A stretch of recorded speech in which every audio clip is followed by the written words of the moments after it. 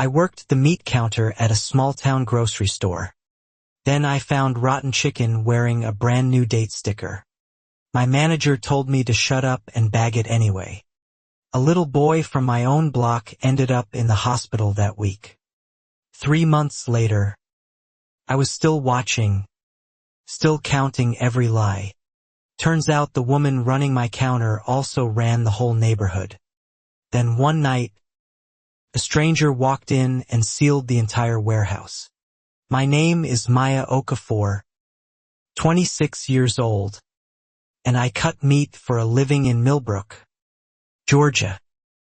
My grandfather, Pop Ellis, once owned a real butcher shop on Vine Street before the chain swallowed it whole.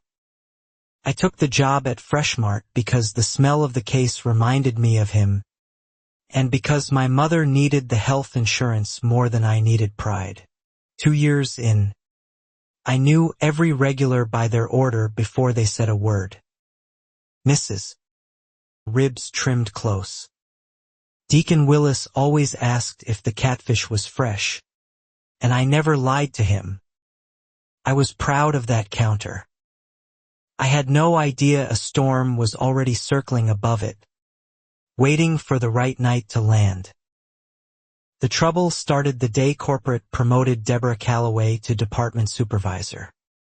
Debbie, as everyone called her, had transferred in from a store 2 counties over, trailing rumors nobody bothered to check. She smiled with her whole face and complimented my knife work the first morning, and something about it felt rehearsed, like she'd practiced it in a mirror. Within a week, I learned Debbie wasn't just a supervisor. She was president of the Oak Hollow Ridge Homeowners Association, a subdivision 3 miles from the store where, people said, she'd gotten a family fined for the wrong shade of mailbox paint. She wore that title like a second uniform, tucked under her Freshmart polo, always ready to flash. She reorganized the schedule within her first month, and somehow the best shifts always landed on people who looked like her. I told myself it was coincidence. Tyrell, who ran the seafood case beside me, wasn't so generous. Watch how she talks to you versus how she talks to Mr. Doyle, he said quietly. Same sentence. Different woman. I started watching, twice in front of customers. Loudly, though my labels were correct both times. She never did that to the White Stalkers. She'd pat their shoulders and say, just fix it next time. Sweetie, soft as butter. With me, her voice sharpened into something meant to be overheard. Still, I needed the job, and I told myself supervisors came and went. I focused on my case, kept my knives clean, kept my mouth professional. My mother used to say a black woman's best armor was doing the job so well nobody could touch her. I believed her. Debbie wasn't interested in my work at all. The first real crack came from something small. A shipment of ground beef arrived a day late, already close to its sell-by window. Debbie told me to reprice it and move it to the front case immediately. No rotation. No markdown sticker explaining the shortened date. Customers won't notice, she said, waving a hand like the rule itself was optional. I noticed, the honest way, from Pop Ellis, who used to say a butcher's word was the only thing standing between a customer and a hospital bill. I quietly moved the batch to the discount bin instead and marked it properly. Debbie found out by lunch. Her smile didn't move, but her eyes went flat and cold. I run this department, she told me in the back room. Voice pleasant enough that anyone passing wouldn't have caught the warning underneath. You run the knife. I nodded and said nothing, because saying something felt like a door I wasn't ready to walk through yet. I went home that night with a knot in my stomach I couldn't name. Debbie's husband, Frank Calloway, started stopping by more often after that, always around closing, always finding a reason to linger near the office with her. He sat on the Regional Franchise Advisory Board, a fact Debbie mentioned constantly, like a badge she could pull out whenever a rule threatened to inconvenience her. Nobody questioned much after she said his name. I began noticing which customers got the good cuts and which got whatever sat longest in the case. It wasn't universal, not obvious enough to prove, just a pattern that lived in the corner of my eye. Black families got the trays pushed to the back. White regulars got first pick. Fresh from the morning delivery, still cold from the truck. One Saturday, an elderly woman named Miss Ruth asked me directly why her usual pork chops always looked grayer than the ones in the front. I didn't have an answer that wouldn't get me fired, so I told her I'd personally cut her a fresh batch from the back. She thanked me like I'd done something extraordinary. Shouldn't have been. Debbie caught me handing Miss Ruth that fresh cut and pulled me aside afterward. "We don't play favorites," she said, though favorites were exactly what she played every single day. I bit down on my answer and nodded again. I was starting to understand that at Freshmart, silence wasn't peace. It was rent I paid to keep my paycheck. Pop Ellis had a saying I kept turning over in my head that week. A rotten cut always finds its way to the customer who complains least. I didn't want to believe my own counter had become the place where that saying lived out loud. But the evidence was piling quietly in front of me, one gray tray at a time. I started keeping a small notebook in my apron pocket. Nothing dramatic, just dates and batch numbers I noticed getting rerouted. I told myself it was for my own sanity, a way to prove to future me that I wasn't imagining things. I had no idea yet that notebook would become the first thread in something much bigger than one bad supervisor. The first real explosion happened on a Tuesday in March. A shipment of chicken thighs came in with a printing error.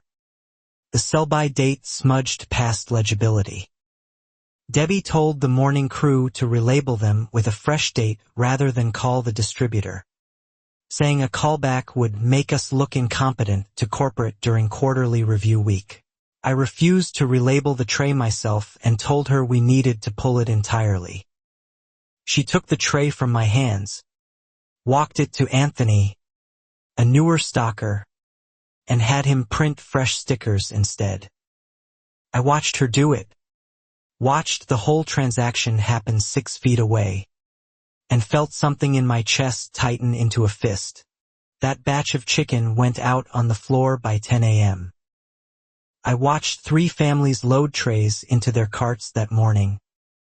2 of them regulars I recognized from church, before my shift ended. I told myself I'd report it Monday, that surely someone above Debbie would care. I didn't yet know how far her reach actually stretched. Wednesday morning, Mrs. Jackson came in frantic, saying her 7-year-old son had spent the night vomiting and running fever after Sunday dinner. She wasn't accusing anyone yet, just scared, asking questions about where the chicken had come from. I felt the floor tilt under me. I knew exactly which tray it had come from, because I'd watched it get relabeled myself. I pulled Debbie aside and told her what Mrs. Jackson said. Said kids get stomach bugs all the time. Said it had nothing to do with us. Said it with a certainty that made my skin crawl. "Don't go stirring up a lawsuit over a coincidence," she warned. And something in her tone made clear this was an order, not advice. I couldn't let it go that easily. That night I wrote everything down in my notebook with shaking hands. The batch number, the date, the smudged label, the fresh sticker, the names of everyone who'd been in that back room.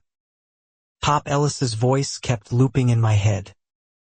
A butcher's word is the only thing between a customer and a hospital bed. Word spread through the store fast, the way it does in small towns where everyone's cousin works somewhere connected. By Thursday, 2 more families mentioned stomach issues after buying meat from our counter that same week. None of it was official yet. No doctor's report filed against us, but the whispers alone were enough to make my stomach hurt every shift. Debbie called an all-hands meeting Thursday afternoon, standing in front of the whole department with a clipboard she never actually looked at. She assured everyone the store was completely compliant, and that any rumors about our meat department were unfounded gossip, started by competitors trying to hurt our numbers before the corporate site visit scheduled for later that month. I sat in that meeting and said nothing, watching her lie to 12 people's faces without blinking once. Tyrell caught my eye from across the room and gave the smallest shake of his head, like he was telling me not yet, not here. I understood, by shouting in a break room full of witnesses she controlled.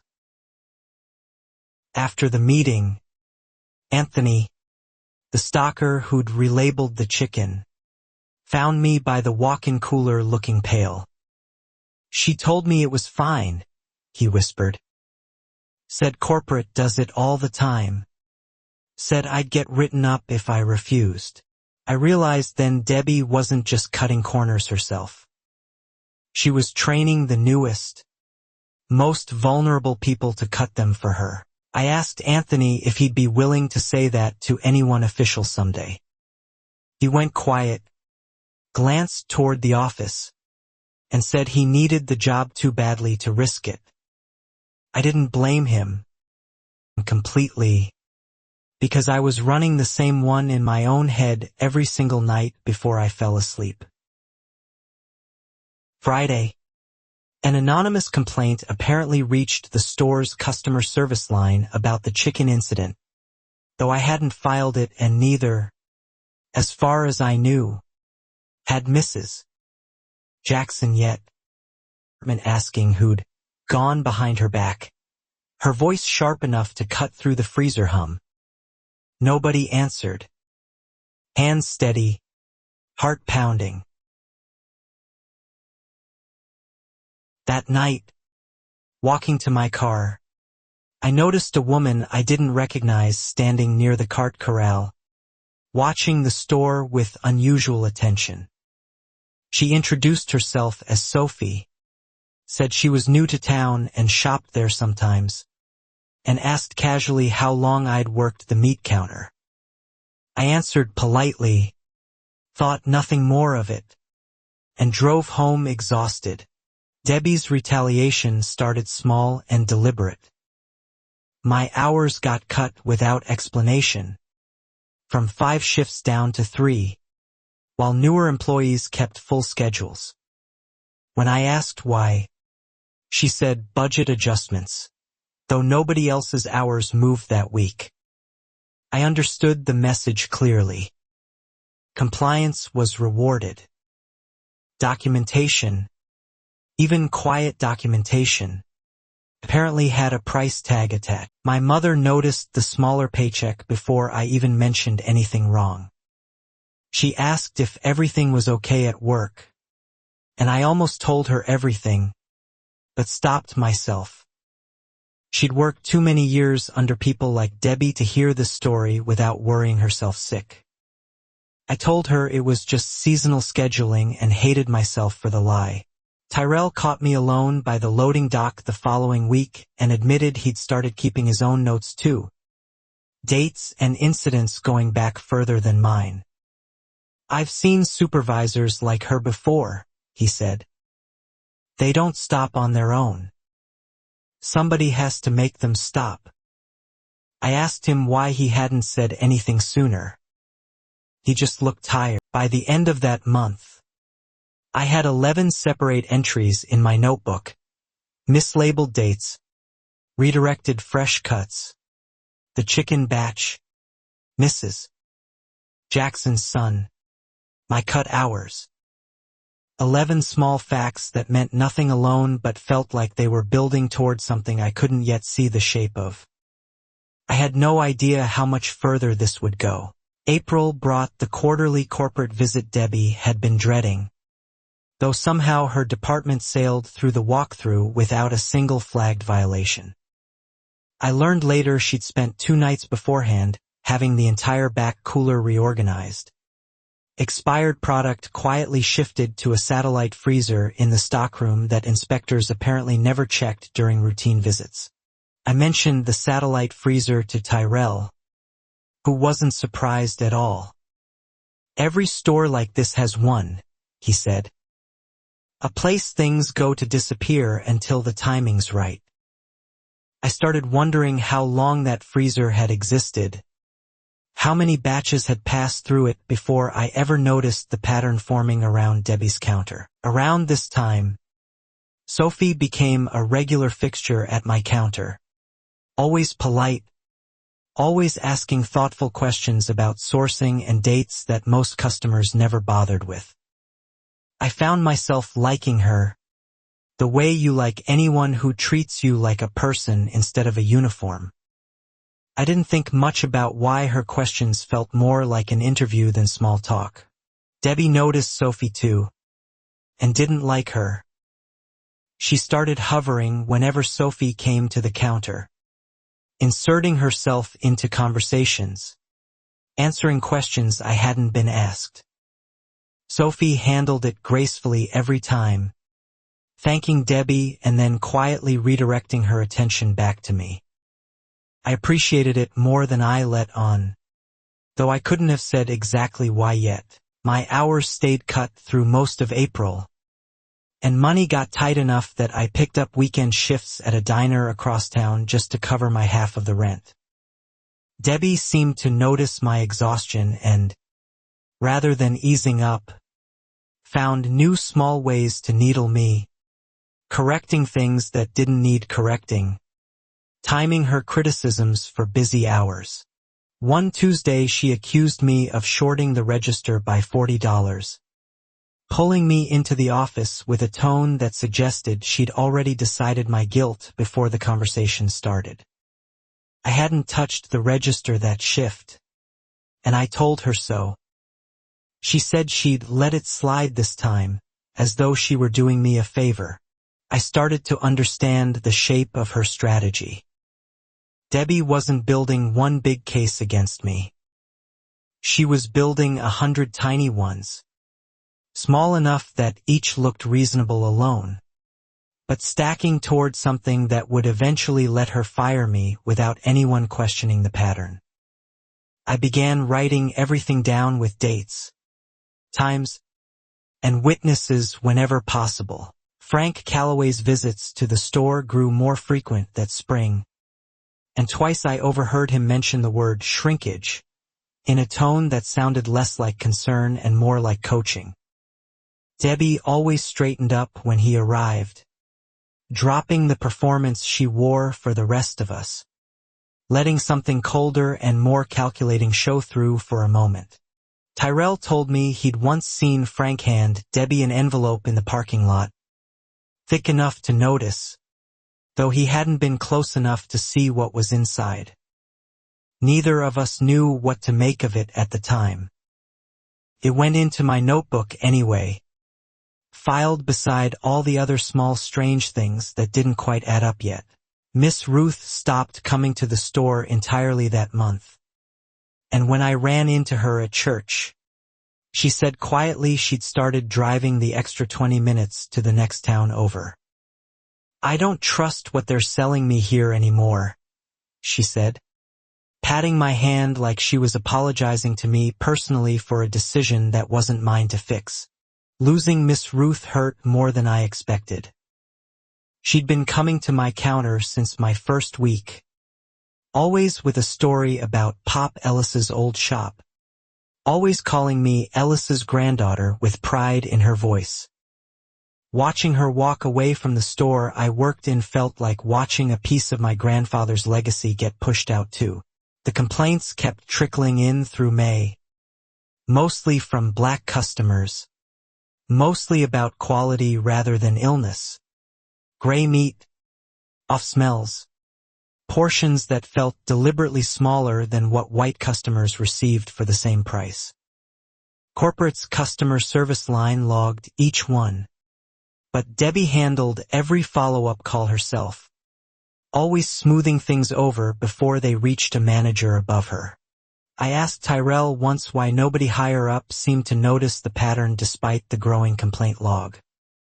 He said patterns were easy to hide when the person controlling the log was also the person creating the pattern.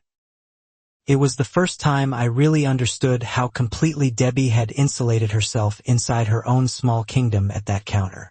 Sophie asked me directly one afternoon whether I ever worried about the quality control at the store. I hesitated, unsure how much to say to a customer, but something about her steady patience made me admit more than I planned to. I told her about the chicken batch, carefully, without naming names, testing whether the world outside our store cared at all. She listened without interrupting, and when I finished, she simply said, "Write it all down. Everything."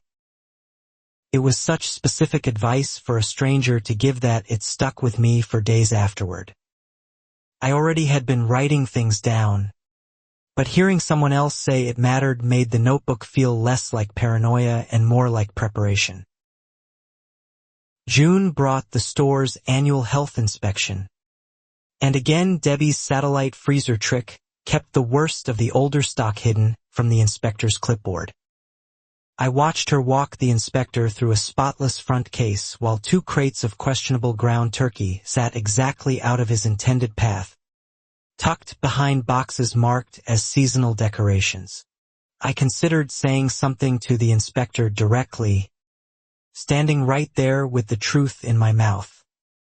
Fear stopped me, the same fear that had stopped Anthony, the same fear my mother had lived under her whole working life. I watched the inspector sign off with a passing grade and felt something in me go quiet and hard with resolve instead.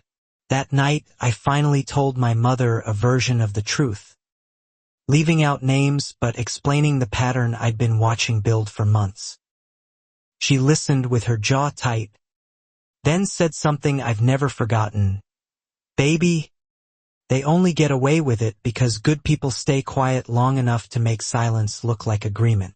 I didn't sleep much after that.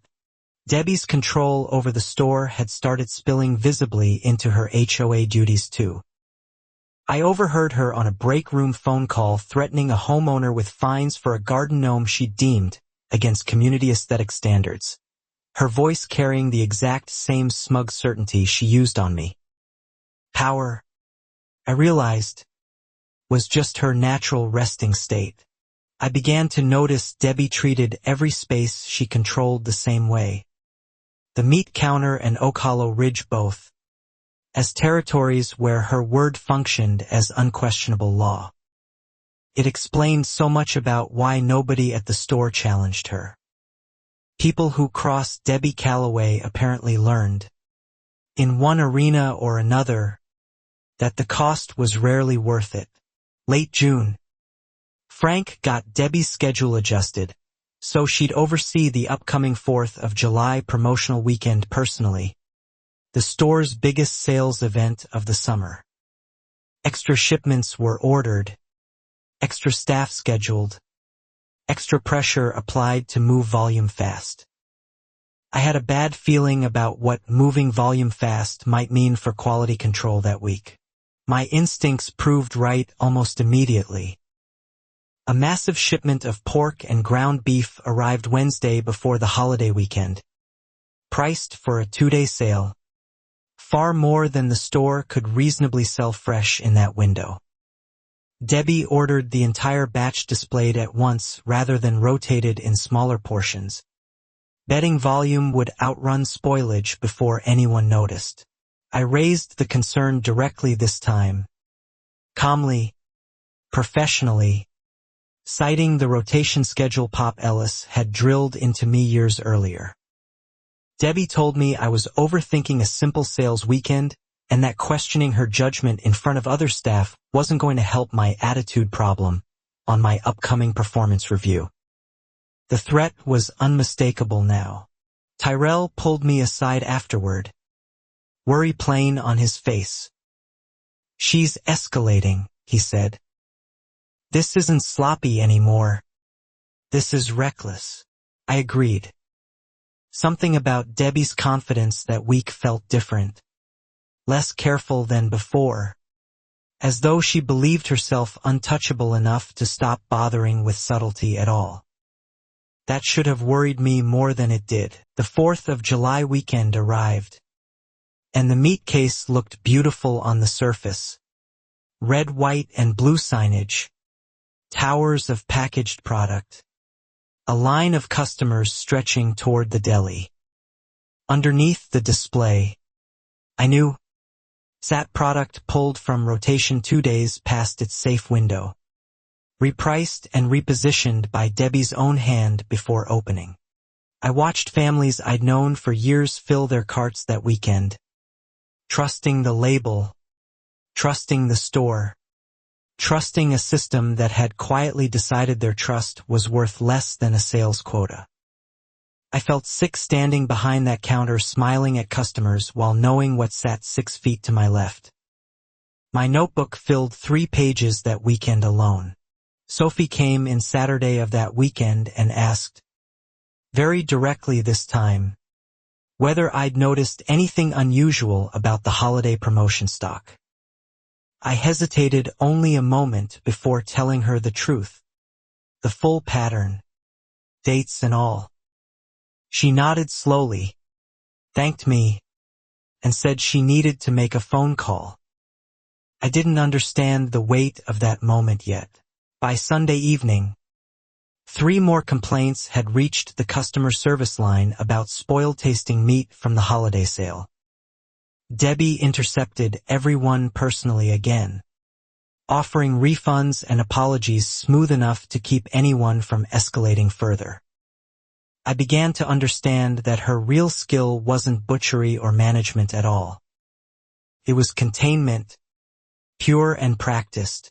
Monday morning, Debbie called me into the office and told me, without preamble, that my performance review scheduled for the following week would likely result in a final written warning, citing vague issues with attitude and register discrepancies that had never actually been substantiated.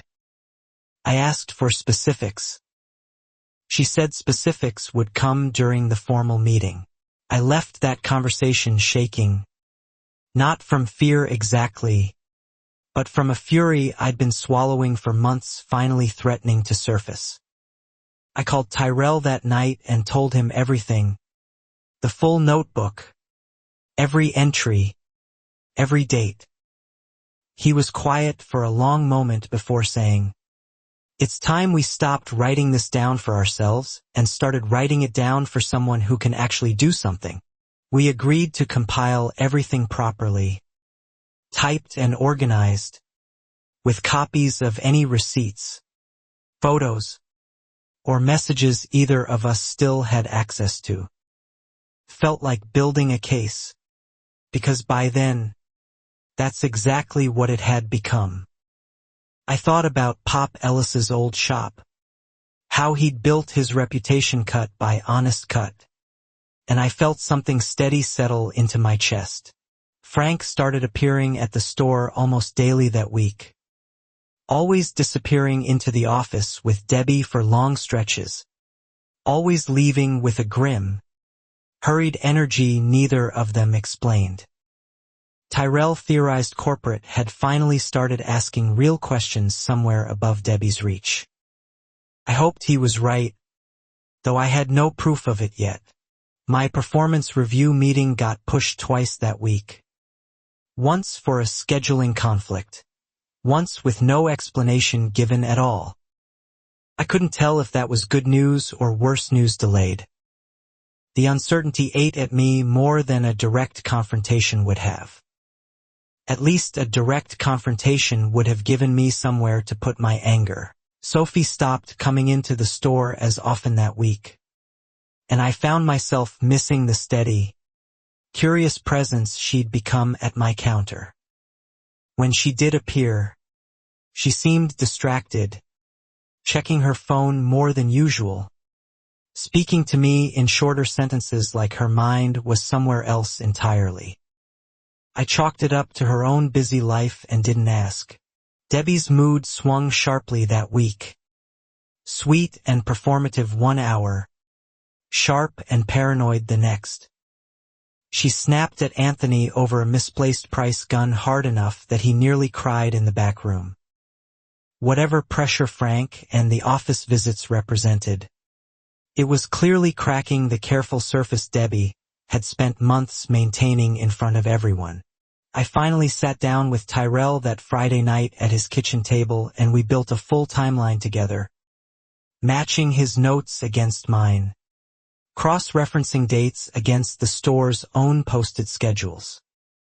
Combined, we had documentation spanning nearly 5 months, far more damning together than either of us had realized while carrying it alone in separate pockets. We debated who to send it to.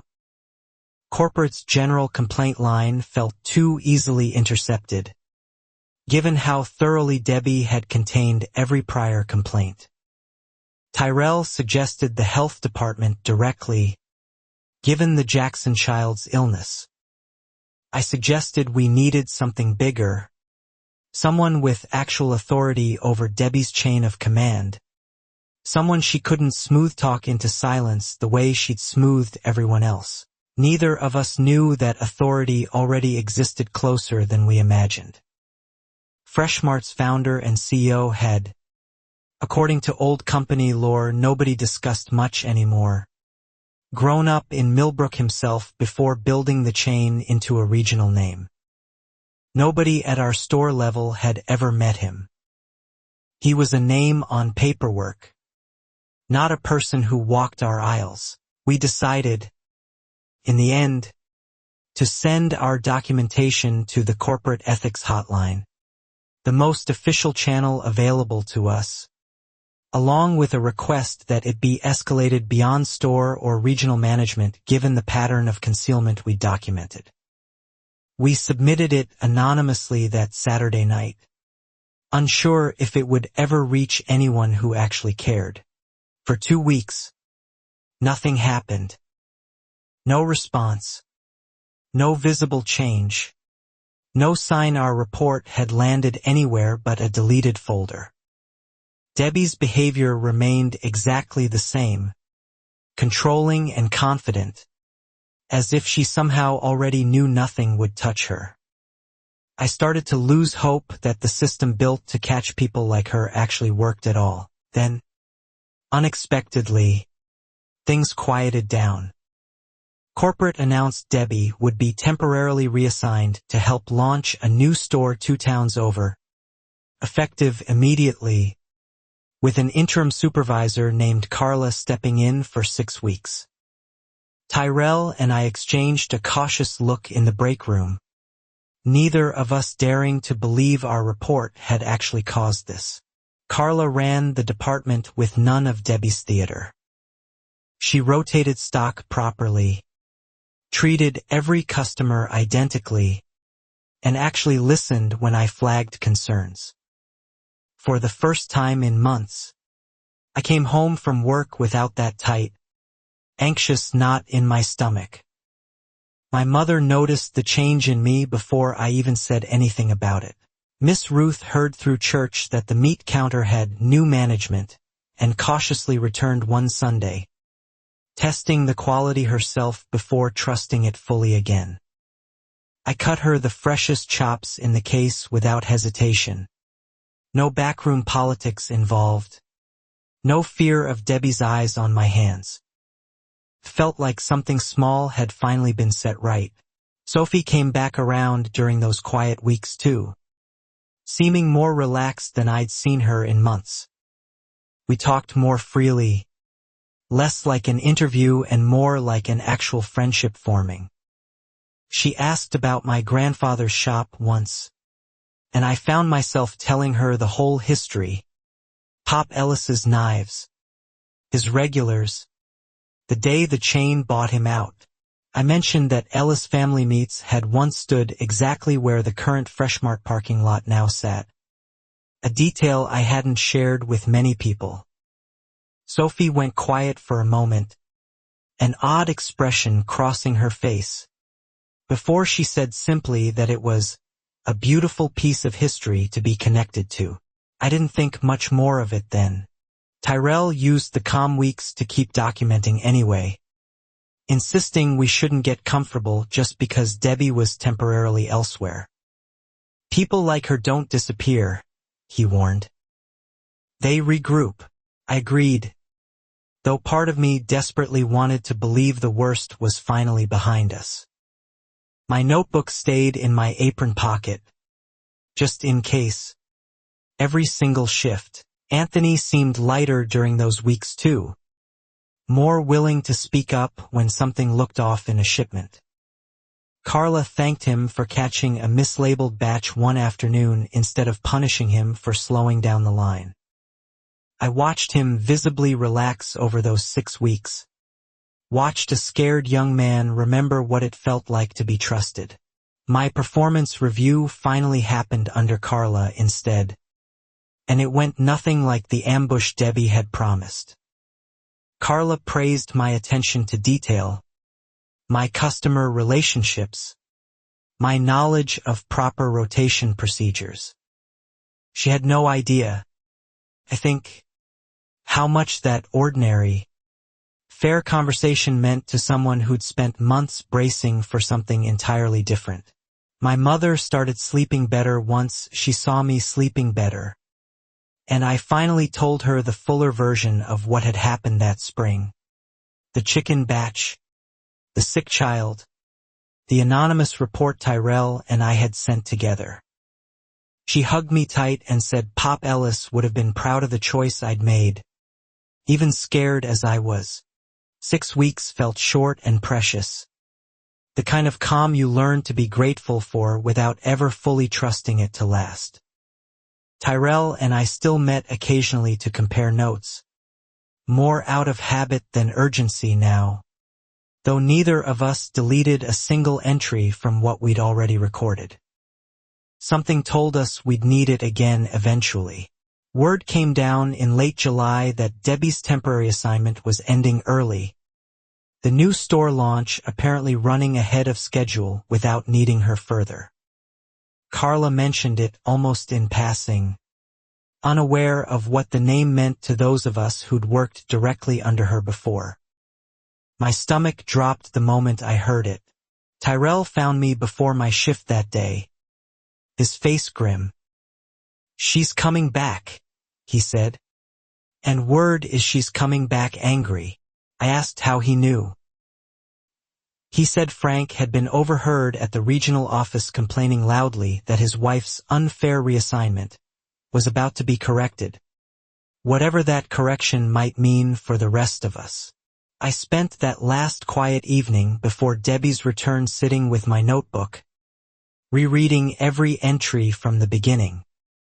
Nearly 6 months of documentation now, strengthened by Tyrell's parallel records, strengthened further by whatever quiet good 6 weeks under Carla had restored in the department's trust with customers like Miss Ruth. I felt ready, or told myself I did. Sophie texted me that same night, an unusual gesture since we'd never exchanged numbers before Carla's front desk had shared it for a customer survey follow-up. Her message simply read, "Whatever happens next, keep your notebook close. Things are moving faster than you know." I stared at that message for a long time, unsettled and oddly comforted at once. Debbie returned on a Monday morning wearing a smile that didn't reach her eyes, thanking Carla with false warmth before Carla's shift had even fully ended. Within an hour, she'd rearranged the schedule again, cutting Tyrell's hours this time alongside mine, as though 6 weeks away had only sharpened her instinct for who threatened her most. She called a department meeting that same afternoon, announcing new efficiency standards that conveniently loosened rotation requirements on aging stock, framing it as trust in her staff's judgment rather than what it actually was. A return to exactly the practices that had nearly poisoned a child months earlier. I felt the calm of the last 6 weeks evaporate instantly. Miss Ruth's chops came out grayer again within the first week of Debbie's return, and I watched her hesitate at the case, remembering the trust she'd only just rebuilt. I quietly cut her a fresh portion from the back myself, the same as before, feeling the familiar weight of protecting customers from the very department meant to serve them settle back onto my shoulders. Debbie's HOA duties bled further into store business that month. I overheard her on the phone threatening a store customer, apparently also an Oak Hollow Ridge resident, with association fines unrelated to groceries entirely, blending her two kingdoms into one seamless exercise of control that nobody around her seemed able or willing to separate anymore. Frank's visits resumed too, more frequent and more tense than before, always accompanied by hushed arguments audible through the thin office wall if you stood close enough while restocking nearby shelves. I caught fragments once, words like regional numbers and can't afford another flag, though I couldn't piece together the full shape of what they meant yet. Tyrell's cut hours pushed him to the edge financially, and he confided he was seriously considering quitting rather than continuing to fight a battle that felt endless. I understood the temptation completely, but reminded him how close we'd come to real change during Carla's 6 weeks. That wasn't nothing, I told him. That was proof it's possible. Anthony, unfortunately, folded faster under the renewed pressure. Debbie assigned him back to relabeling duty within his first week back under her, and this time he didn't refuse. I watched him do it with his shoulders hunched, avoiding my eyes, and I understood completely. He had rent too. I couldn't judge him for surviving. I quietly photographed a relabeled tray that week, careful to catch the smudged original date alongside the fresh sticker in the same frame, time-stamped automatically by my phone. Felt like a small, dangerous act of rebellion, but Sophie's message kept echoing in my head. Things are moving faster than you know. I wanted to be ready for whatever that meant. Debbie noticed my phone out near the case one afternoon and demanded to know what I was doing. I told her I was checking a text from my mother, a lie delivered as smoothly as any she'd ever told me. She studied my face a beat too long before walking away, and I realized, uneasily, that she was starting to suspect something. That suspicion sharpened her behavior toward me further. She began scheduling me for the least desirable shifts, assigning me cleaning duties well below my actual role, correcting my work in front of customers with a frequency that felt engineered to humiliate rather than instruct. I kept my composure at work and cried quietly in my car more than once that month. My mother, watching me come home drained again, finally asked directly if I wanted her to call someone. A lawyer, a labor board, anyone. I told her not yet, that Tyrell and I had already tried the official channel once and needed proof the escalation had actually reached someone who mattered before spending money we didn't have on legal help. Sophie's visits grew stranger that month. Shorter, more purposeful, less like casual grocery trips. She asked me once, very directly, whether I still had documentation from before Debbie's temporary reassignment, and whether I'd add anything new since her return. I told her yes to both, and she nodded slowly, like she was checking items off a list only she could see.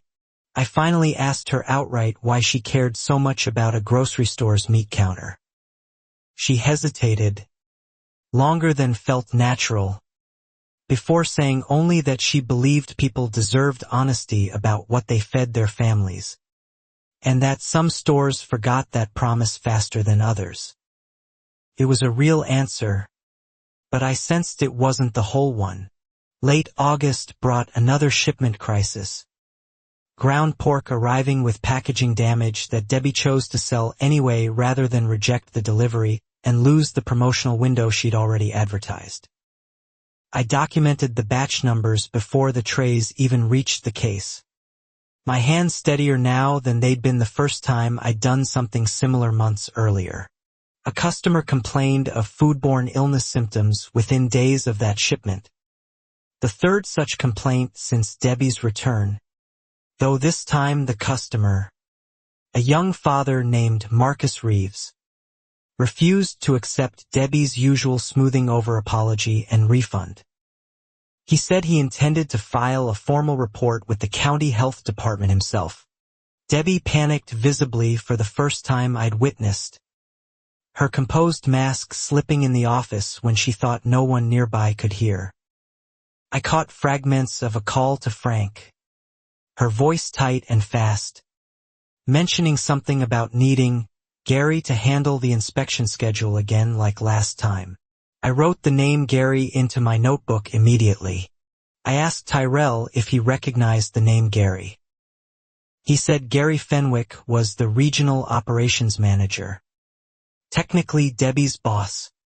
Technically the person supposed to be overseeing exactly the kind of misconduct we'd been documenting for months. If Debbie had a direct line to manipulate him, our anonymous ethics hotline report might have landed on compromised ground from the start. That realization hit hard. If Gary Fenwick had been intercepting or softening reports at the regional level, our documentation might never have reached anyone capable of acting on it independently.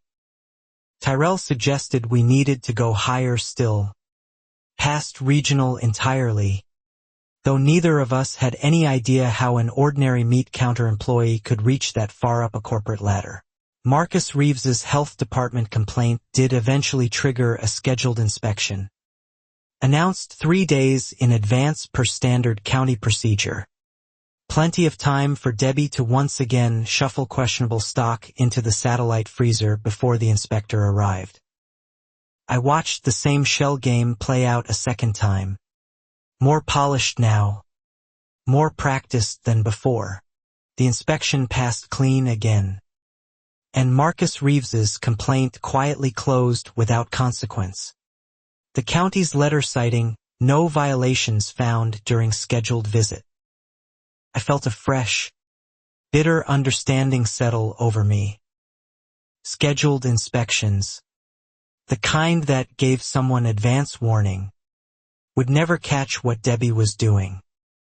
We needed something unscheduled, something she couldn't prepare for. Sophie, when I told her about the failed inspection, grew unusually quiet before saying, almost to herself, scheduled visits never work on people like this. You need someone who can walk in unannounced, with real authority behind them. I asked who she meant. She just said, someone's working on it, and changed the subject before I could press further. September brought Debbie's most brazen move yet. She accused me directly of stealing product, claiming a discrepancy in the meat department's shrinkage report pointed specifically to my shifts.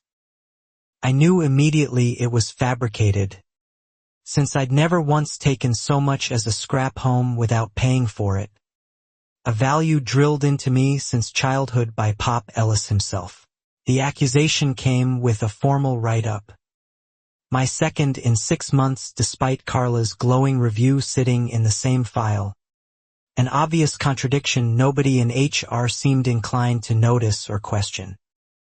Debbie informed me one more incident, real or fabricated, would result in immediate termination. I left that meeting with my hands shaking and my resolve hardening into something unbreakable. Tyrell was furious on my behalf. More furious than I'd seen him in the entire ordeal. She's not just protecting herself anymore, he said. She's coming for you specifically now. I agreed. Something about the fabricated shrinkage report felt personal, calculated, designed to remove the one employee who'd been quietly documenting her every move for the better part of a year. That week, I finally called a labor rights hotline my mother had mentioned weeks earlier, describing the pattern in careful detail. The woman on the phone was sympathetic but honest, explaining that proving retaliation legally would require far more concrete evidence than a fired employee's word, especially against a company with resources to fight back in court for years. Discouraged but not defeated, I doubled down on documentation instead, photographing everything I safely could, timestamping notebook entries with even greater precision, asking Tyrell to independently corroborate anything he witnessed firsthand so no single account could be dismissed as one disgruntled employee's exaggeration. We were building a case now, not just a diary.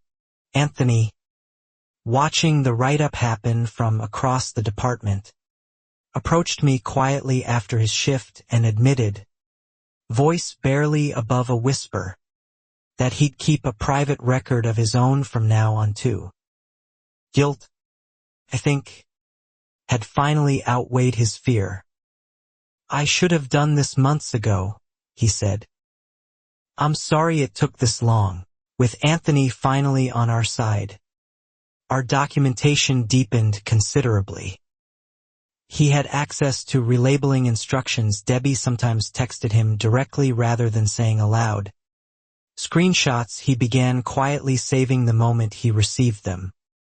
It was reckless for him, dangerous even, but it gave our case a kind of direct evidence Tyrell and I alone had never been able to capture. Sophie's visits grew even more purposeful through late September, and one afternoon she finally admitted, carefully, that she'd been passing along general concerns about the store to people who might be able to help, without specifying who those people were. I wanted to press harder, but something in her tone told me she genuinely couldn't say more yet. I asked her directly if she worked for Freshmart Corporate in some capacity. She smiled, an odd, tired sort of smile, and said only, let's just say I care about this store more than a regular customer usually does. It wasn't an answer, not really, but it was enough to make me trust that something larger was quietly moving in our favor. October brought Oak Hollow Ridge's own troubles bleeding further into the store's daily operations. Debbie, distracted by an HOA dispute over a resident's unapproved fence, grew sloppier and more erratic at work, snapping at customers directly for the first time I'd witnessed, a crack finally visible in the composed performance she'd maintained for nearly a year. A regular customer, an older gentleman named Mr. Aldous, complained loudly one afternoon after Debbie shortchanged his portion and then argued with him rather than simply correcting it.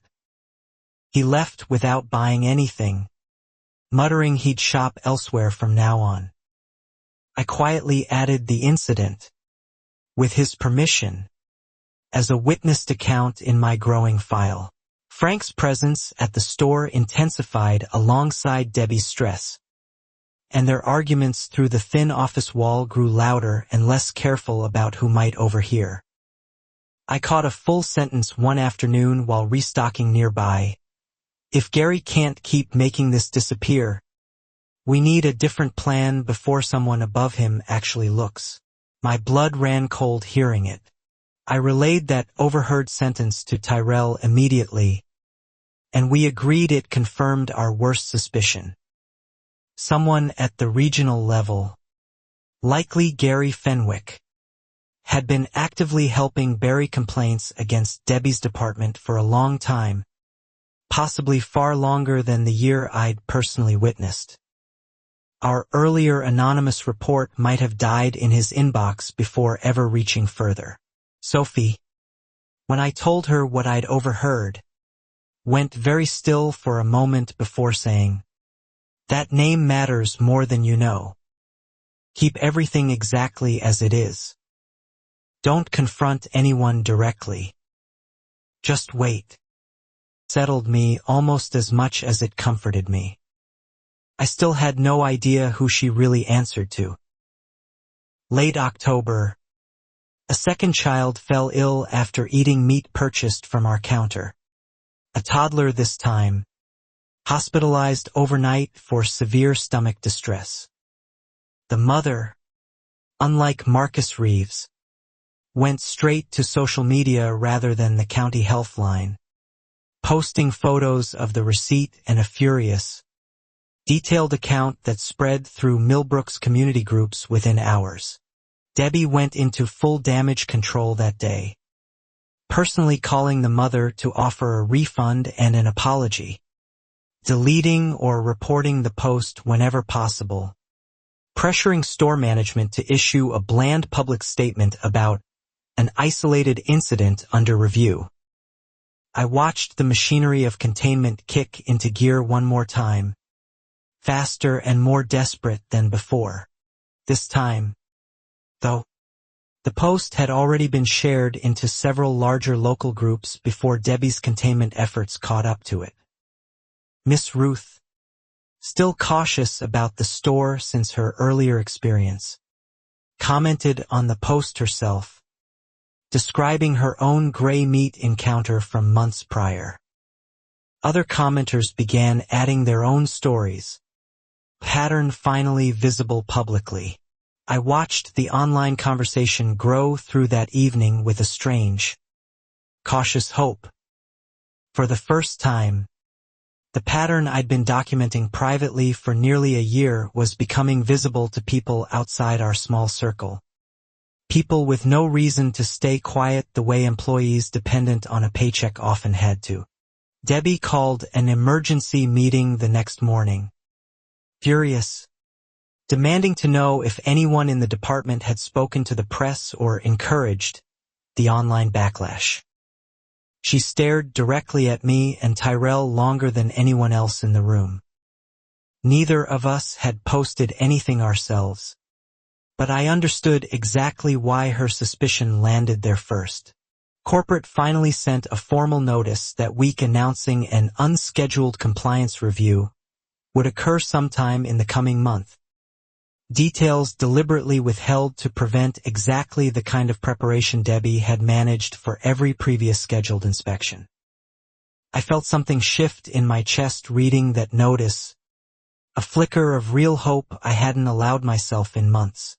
Sophie, when I mentioned the unscheduled review, smiled for the first time in weeks.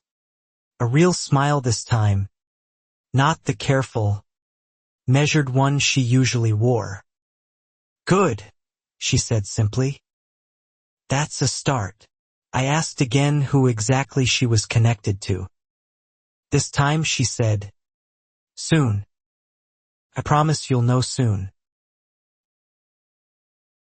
Debbie's paranoia about the upcoming unscheduled review consumed her through early November. She began pulling near-expired stock at random hours, unpredictable enough that even Tyrell and I struggled to track every movement precisely, though Anthony's screenshots of her direct instructions kept our documentation from going completely dark during her more careful stretches. Frank started spending entire evenings at the store, and their arguments grew desperate enough that Debbie once emerged from the office visibly shaken, eyes red, though she composed herself within minutes and returned to barking orders like nothing had happened. I began to sense the pressure on her was coming from somewhere far above anything she could smooth talk away this time. I finally worked up the courage to photograph a full satellite freezer inventory one evening during closing, cataloging dates and product codes methodically while Debbie was occupied elsewhere in the store. It was the riskiest thing I'd done yet, hands trembling the entire time, terrified of being caught mid-photograph with no innocent explanation available. Tyrell backed me up during that closing shift, positioning himself near the stockroom entrance to warn me if Debbie approached. A small, quiet act of solidarity that meant more to me than he probably realized. We finished the full satellite freezer catalog just before closing. Over 40 items documented, dates stretching back weeks further than either of us had guessed. Anthony's screenshots, meanwhile, revealed something even more damning. One message from Debbie explicitly instructed him to adjust the printed dates to match whatever's on the newest delivery sticker, language that left no ambiguity about intent. It wasn't carelessness or oversight anymore. It was a documented, deliberate instruction to falsify safety information. In her own words, on record, we compiled everything into a single, organized file that week. Photographs, timestamps, witness accounts, Anthony's screenshots, my original notebook entries going back nearly a year. Felt, finally, like something a serious investigator could actually use. Not just a collection of frustrated employees' complaints easily dismissed as personal grievance against a difficult boss. Sophie asked to see a summary of what we'd gathered, and though I hesitated briefly, something about her steady, careful attention over the past months had earned enough trust that I shared it. She read through it in near silence, her expression hardening with each page, before finally looking up and saying, "This is exactly what we needed." "Thank you," I asked her, one more time, who we referred to.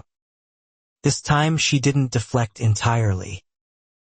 "Someone who cares about this store more than anyone realizes," she said quietly. "Someone who's been watching from a distance longer than, waiting for the right proof to move on." It still wasn't a name, but it felt like the truth finally circling closer. That night, driving home, I let myself imagine, for the first time in a year, that this might actually end the way it should. With Debbie held accountable and the counter I'd inherited a piece of my grandfather's legacy through return to something honest. I had no idea how close that ending truly was, or how dramatically it would arrive.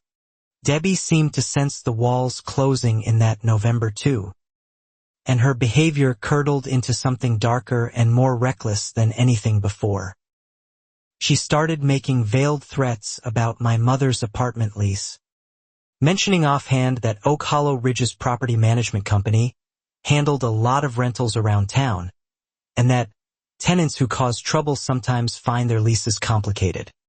I went cold hearing that, understanding immediately she was threatening my mother's housing to control me, weaponizing her HOA connections far beyond the neighborhood she officially governed.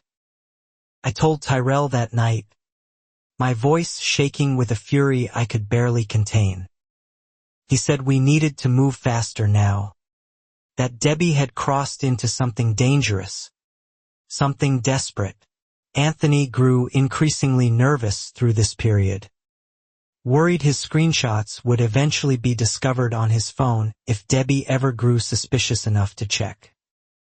He backed everything up to a private cloud folder and deleted the originals from his device, a small precaution that would matter more than any of us understood in the weeks ahead. Frank's visits became almost daily, and the arguments behind the office door grew loud enough one evening that half the department heard Debbie shout, "I am not going to prison over your regional numbers. Frank, figure something else out." I stood frozen near the walk-in cooler, absorbing the sentence, understanding for the first time this went far beyond simple workplace misconduct. I told Sophie about that overheard argument the next time she came in, watching her expression shift from careful neutrality to something sharper, more focused. "Prison," she repeated slowly. "That's a strong word for spoiled meat." I agreed, and admitted I had no idea what larger scheme Frank and Debbie might actually be protecting behind their carefully maintained performance. Tyrell theorized it might involve more than just quality shortcuts, possibly deliberate cost fraud, buying cheaper, near-expired product at steep discounts and selling it at full fresh market prices, pocketing or reporting the difference somewhere it shouldn't exist. If true, it would explain both the relentless relabeling and Debbie's desperate need to keep any real investigation far away from her department. The theory made a terrible kind of sense to me. Every relabeled batch, every satellite freezer transfer, every skipped rotation wasn't just laziness or prejudice alone, though the prejudice in who received the worst product remained undeniable. It was also, apparently, a calculated financial scheme, and my counter had become the unwilling engine driving profit out of other people's health. Debbie's threat about my mother's lease escalated from vague implication to something more direct the following week, when my mother received an unexpected letter from her property management company citing a minor, previously unenforced lease violation, threatening a fine unless corrected within an unusually tight 72-hour window. The timing felt impossible to dismiss as coincidence. My mother was terrified, and I finally told her everything: the full year of documentation, Debbie's threats, the growing case Tyrell and I had built. She listened, pale but steady, and then said something that steadied me more than I expected. "Then we don't back down now. Not after everything you've already survived to get this far." I brought the lease letter to Sophie the next day, hands shaking as I explained the timing, the pressure, the fear it had put into my mother's voice. Sophie's expression went colder than I'd ever seen it. "That's not a coincidence," she said flatly. "That's retaliation. And it's exactly the kind of thing that changes how quickly things move next." Within 2 days, my mother's property management company issued a confusing follow-up letter walking back the violation entirely, citing administrative error, with no further explanation offered. I didn't know then whether Sophie's mysterious connections had intervened directly, but the timing felt far too precise to be coincidence, and I found myself trusting her more deeply because of it. Debbie, unaware her intimidation tactic had already unraveled, grew bolder still, cornering me in the walk-in cooler one afternoon to say quietly that people who cause trouble for this store tend to regret it eventually. A threat delivered with a smile that never touched her eyes. I said nothing, memorized every word, and wrote it down the moment she left. Tyrell insisted we needed to accelerate everything now, worried Debbie's escalating desperation might turn genuinely dangerous rather than merely cruel. We discussed reaching out directly to a local news reporter who'd covered small business stories in Millbrook before. Someone with a public platform Debbie couldn't intimidate or smooth-talk the way she had every internal channel so far. Sophie, when we mentioned the idea of contacting media, asked us to hold off just a little longer. "Give it 2 more weeks," she said. "I promise you, What's coming will be bigger and faster than a single news story could manage alone.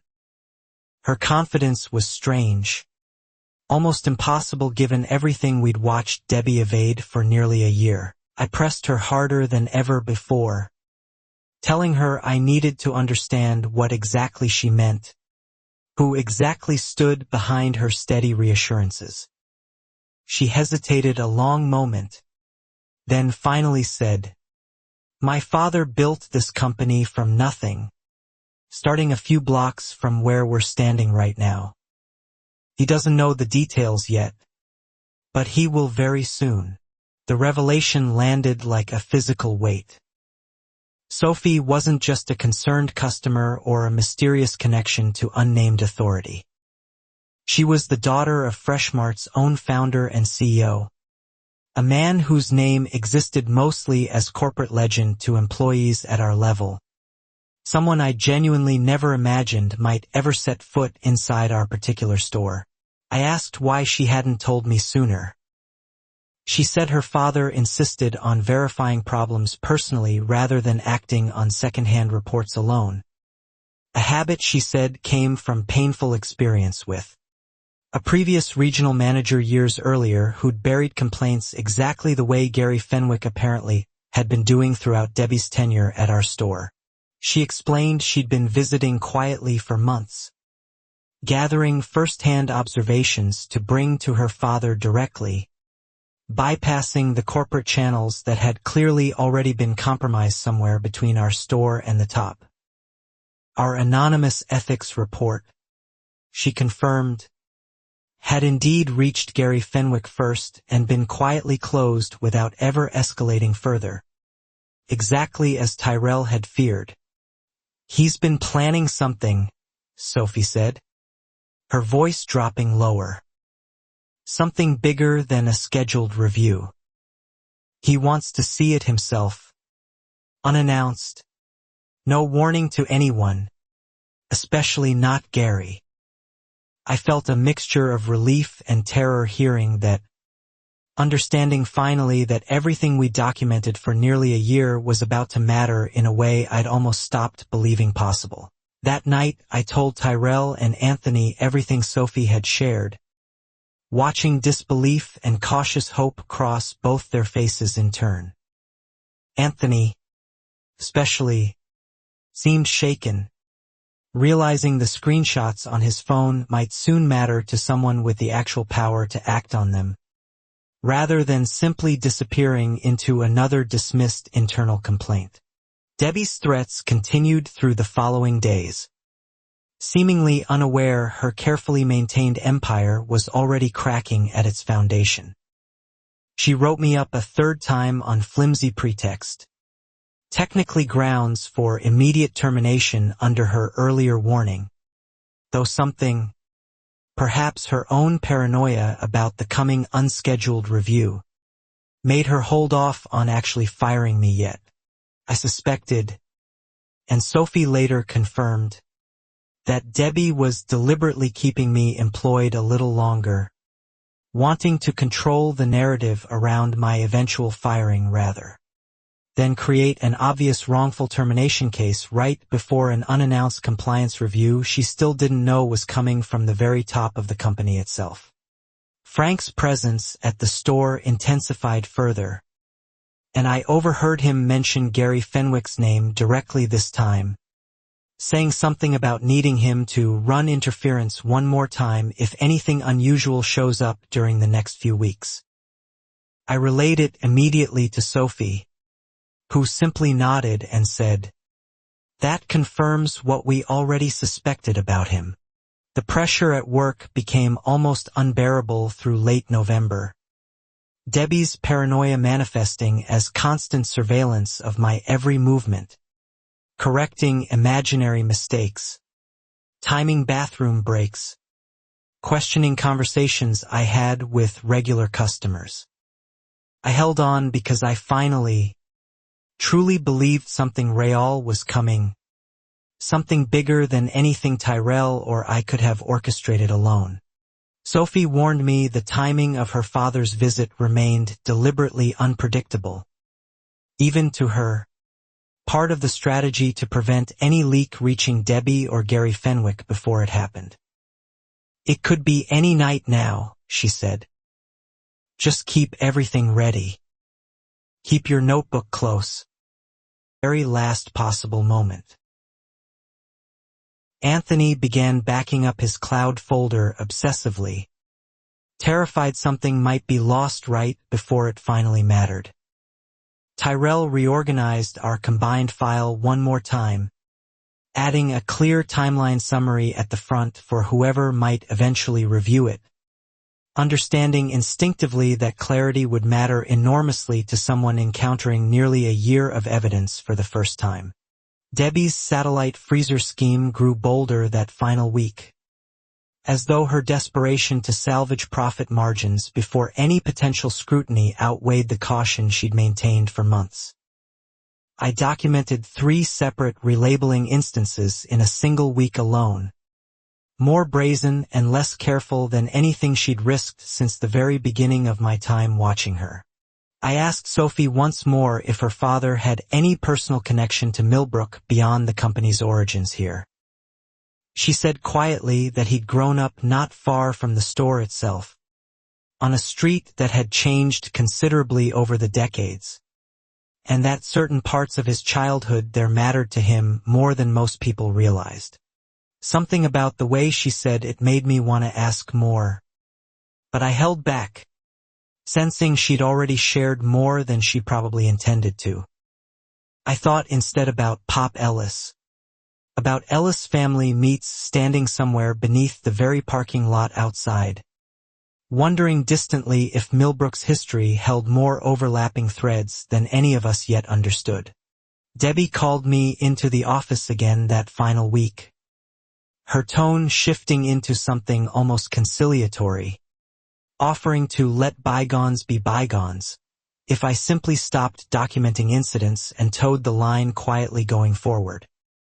I recognized the offer for what it was, a last, desperate attempt to control the narrative before something bigger arrived unannounced.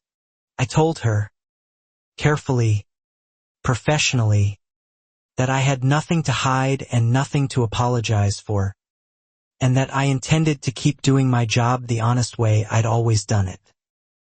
Her expression flickered, something between fury and fear, before she composed herself and dismissed me from the office without another word. Frank's arguments with Debbie grew audible through the office wall almost daily that final week, desperation replacing whatever confidence they'd maintained for so long. I caught fragments about moving the satellite freezer stock off-site entirely and getting ahead of it before anyone official shows up, confirmation that their scheme scale went beyond anything I'd fully grasped before. Tyrell and I discussed, exhausted but resolute, whether to warn Sophie about the plan to move evidence off-site, worried it might vanish before her father's unannounced visit could ever catch it. She thanked us for the warning and said her father's timeline had, in fact, already been moved up in response to exactly this kind of risk.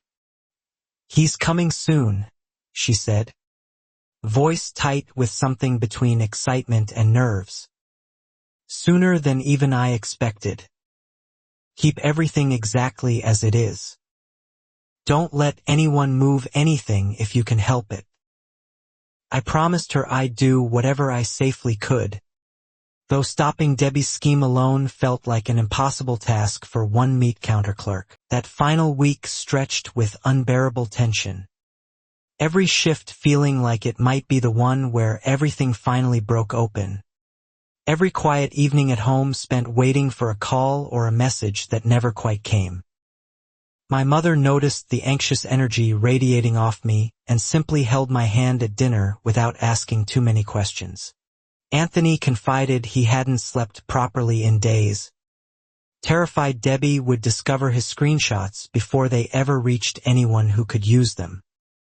Tyrell reassured him repeatedly that the cloud backup was safe, untouchable by anything Debbie could do at the store level, though the reassurance did little to calm any of our collective nerves that week.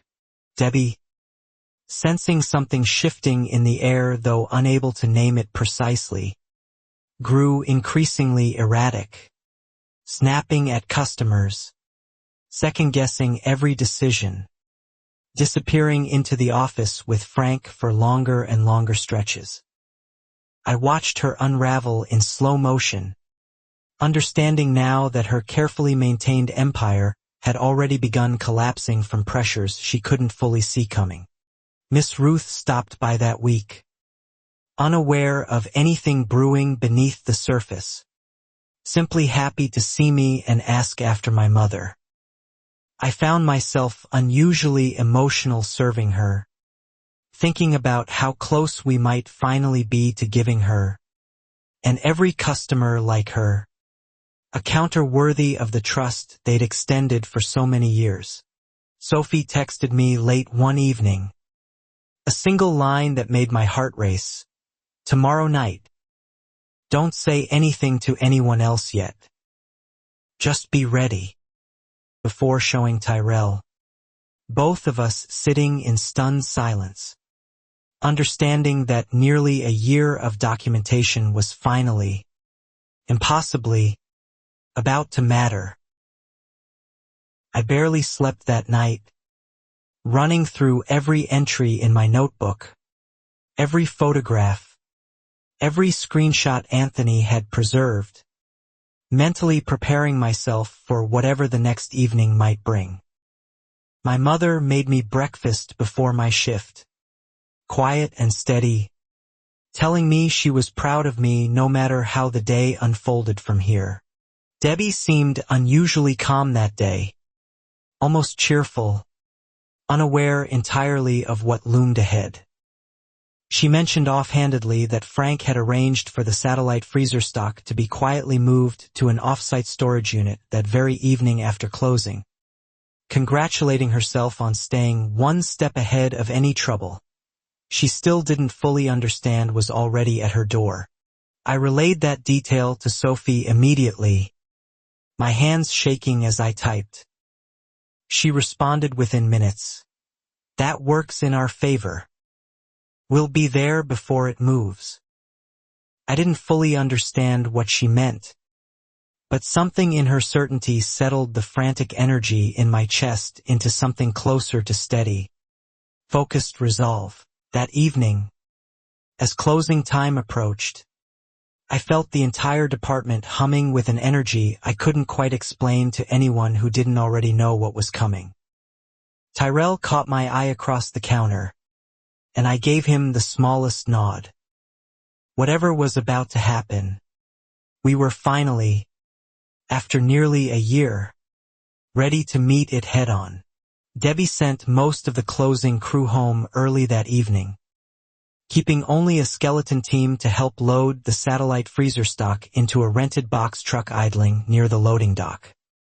I volunteered to stay, citing overtime pay I genuinely needed, though my real reason was watching every single box that moved toward that truck. Tyrell stayed too, positioning himself near the dock under the excuse of finishing seafood inventory, quietly documenting license plates and departure times on his phone while pretending to organize crates. Anthony, nervous but resolute, stayed as well, his cloud folder already backed up twice that day, terrified but determined to see this through with us. Frank arrived just before 8, directing the loading process himself, his usual composed confidence replaced by something jittery and impatient. I overheard him tell Debbie they needed everything off the property within the hour, his voice tight with an urgency that suggested even he sensed time working against them now. I photographed as much of the loading process as I safely could from a distance, boxes clearly marked with the original expire dates I recognized from my earlier satellite freezer catalog. Proof the stock being moved was exactly the fraudulent product we'd spent months documenting rather than any legitimate seasonal storage Debbie might have claimed if questioned. Around 8:30, my phone buzzed with a message from Sophie, 5 minutes out. Stay calm. I showed Tyrell, and we exchanged a look loaded with nearly a year of exhaustion, fear, and hope compressed into a single silent moment neither of us had words adequate enough to fill. The box truck's engine idled, half-loaded, when headlights swept across the loading dock from an unfamiliar black sedan pulling in fast, followed closely by two more vehicles I didn't recognize. Debbie froze mid-instruction, squinting toward the unexpected arrival, confusion flickering across her face before something closer to alarm replaced it entirely. A tall man stepped out of the lead sedan first, unhurried despite the tension radiating through the loading dock, followed immediately by Sophie, who walked directly toward me rather than toward Debbie, offering a small, steady nod that told me everything I needed to know. Her father had finally arrived, exactly when it mattered most. "Richard Hale," the man said simply, extending a hand toward a stunned, silent Debbie, his tone calm but unmistakably authoritative. "I own this company. Of Freshmart inventory is leaving this loading dock at 8:30 at night without a single piece of documented paperwork attached to it." Debbie's mouth opened and closed twice before any sound emerged. Frank stepped forward instead, launching immediately into an explanation about routine seasonal storage optimization, a phrase so obviously rehearsed it nearly made me laugh despite the tension gripping my chest. Richard Hale simply held up a hand, silencing him without raising his voice at all. "I'd like to see inside that truck," Richard said. "And I'd like my compliance team, who are already on their way, to inventory every single box currently in it against your official shipping and rotation records." Debbie's face drained of color entirely. I watched nearly a year of careful performance collapse in real time under a single comm sentence. Two more vehicles arrived within minutes. A compliance and legal team Richard had apparently mobilized well before ever stepping foot on the property himself. Evidence this hadn't been an impulsive visit, but a carefully planned operation built directly from the documentation Sophie had been quietly gathering and relaying for months. Richard turned to me directly, and I felt my heart nearly stop under the weight of his attention. "You're Maya," he said. "Not a question. The one who's been documenting this for almost a year." I nodded, unable to find words immediately. "My daughter showed me everything 2 nights ago. I'm sorry it took this long to get here." Debbie found her voice finally, sharp and defensive, insisting the truck contained nothing but legitimately expired product being disposed of properly. That any suggestion otherwise was a misunderstanding blown out of proportion by disgruntled employees with personal grudges against her management style. Richard listened without interrupting, his expression unreadable, patient in a way that felt more dangerous than anger. "Then you won't mind," he said evenly. "If we compare what's in that truck against the original delivery invoices and the relabeling instructions my compliance team already has copies of." Debbie's composure cracked visibly at the mention of relabeling instructions, a detail she couldn't have known we documented so thoroughly through Anthony's careful screenshots. Anthony, standing nearby, went very pale but stepped forward anyway, voice shaking as he confirmed he'd received those exact instructions directly from Debbie herself, offering to show his phone and the cloud backup as proof. It was the bravest thing I'd watched him do in the entire year I'd known him, and I felt fiercely proud of him. Debbie rounded on Anthony immediately, hissing that he'd misunderstood every instruction he'd ever received from her, her voice rising toward something desperate and unhinged. Richard stepped smoothly between them, calm and immovable, "We'll let the documentation speak for itself," he said, rather than argue about it in a parking lot at 9 o'clock at night. The compliance team began cataloging the truck's contents methodically, cross-referencing each box against the paper trail Anthony, Tyrell, and I had spent months assembling. Every mismatched date, every relabeled sticker, every batch number that shouldn't have existed under any legitimate rotation schedule, documented in real time under bright loading dock floodlights. Frank tried once more to intervene, mentioning Gary Fenwick's name as though invoking regional authority might halt the process. Richard's expression finally shifted, something cold and sharp crossing his features. "Gary Fenwick," he repeated slowly, "is already suspended as of an hour ago, pending his own investigation into why complaints from this store never reached me directly." The revelation landed like a thunderclap across the loading dock.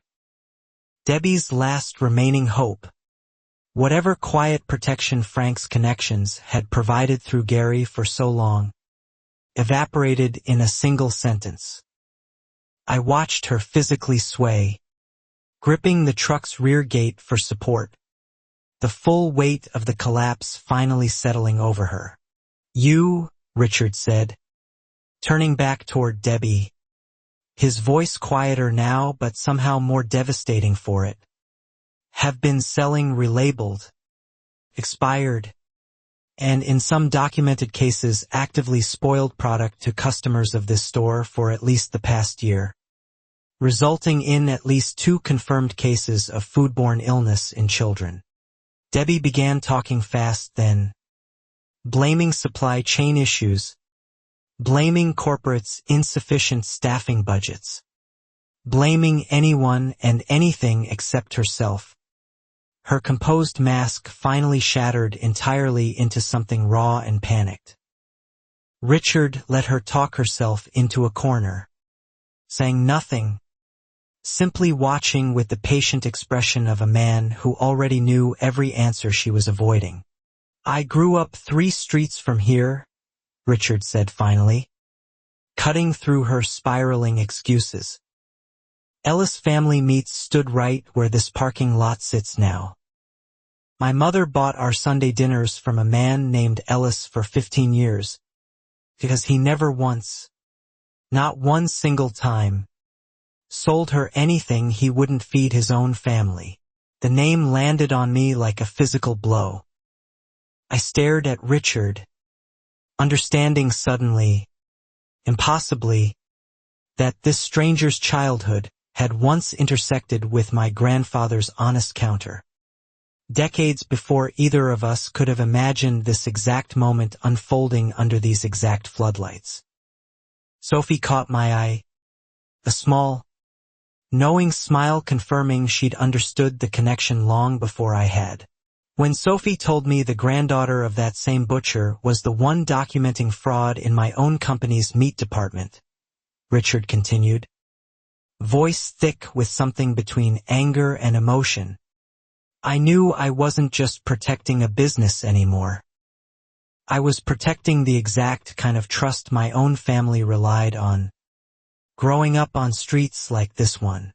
Debbie, desperate now, tried appealing directly to Richard, insisting she'd simply been trying to protect the store's margins during difficult economic pressure, that any wrongdoing was minor compared to the profits she generated for the company overall. Richard's expression hardened completely. "Profit built on poisoning children isn't a business strategy," he said. "It's a crime." The compliance team finished their initial inventory within the hour, confirming what we documented for months. Dozens of relabeled or improperly stored products. Invoices manipulated to disguise cost discrepancies.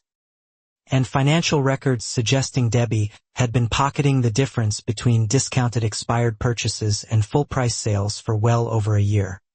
Richard's legal team confirmed the scale went beyond even what Tyrell had theorized. A deliberate fraud scheme netting Debbie tens of thousands of dollars annually, funneled partly through Frank's franchise advisory board connections that had allowed the scheme to spread quietly into cost-cutting recommendations at other stores within the region as well. Frank attempted to distance himself from Debbie entirely at that point, claiming ignorance of the specific fraud despite the overheard arguments I documented for months proving otherwise.